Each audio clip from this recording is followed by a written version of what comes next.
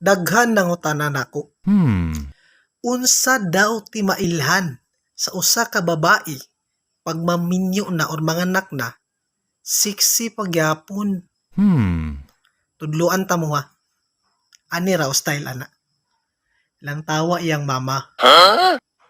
Pagkakita nimo sa iyang mama, tambok ganina. 80% chance na bay. Tambok na sa pagmanganak na. Hmm. Pag niwang gani ang mama, 80% chance po na. Sure gyud ko. Pag manganak na imong sawa, niwang ya po na pagkahuman o panganak. Hmm. Sara ka bulan tagal, liwak na na. Hmm.